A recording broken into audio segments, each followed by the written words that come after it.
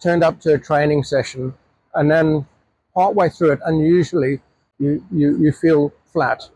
I had an athlete the other day come to me and say she normally trains fasted, starts the sessions in the morning without having anything beforehand, and then fuels during the session. It normally works out. Then one day, hour into a session, basically crashed out, low on sugar, no energy, had to pull up, basically had to stop, had nothing left.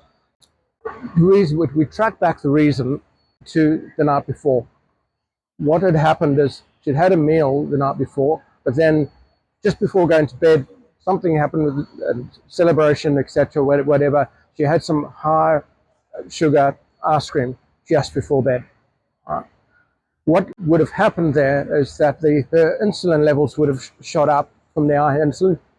That insulin would have worked on absorbing all the sugar and glycogen from her body. It would have kept going. When she woke up in the morning, her glycogen levels would have been really low because the insulin would have done its job. Go into a session, low on glycogen from the start, crashed out. Same as in the morning, if you get up early and your sessions later in the day, say 2 hours later, if you have high sugar or carbohydrates, what's going to happen? Your insulin level is going to go out, it's going to do its job. By the time you actually start your session, your glycogen is going to be low. And it has the opposite effect of what you're actually looking for, which is boosting your glycogen levels. What we need to do, if we've got a training session next day, sure, we've got to have carbohydrates to make sure our glycogen and our carbs are high when we get up in the morning, but it's got to be low GI. It's got to be resistant carbohydrates, resistant starches, something that's going to process slowly so it doesn't shoot our insulin levels up, and it doesn't have the effect of trying to get our blood sugar down before our session. The night before any session or any race, make sure you're having low glycemic carbohydrates. So that load up your glycogen, but it doesn't have the effect of insulin that's going to pull it down again. Same as race day.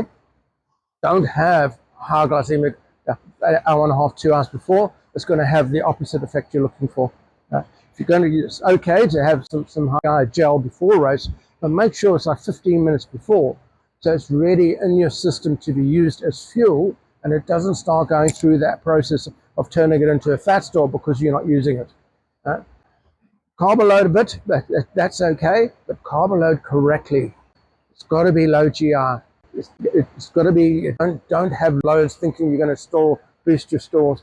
Maybe have something slightly higher carbohydrate the day before than you'd normally have, just a little bit.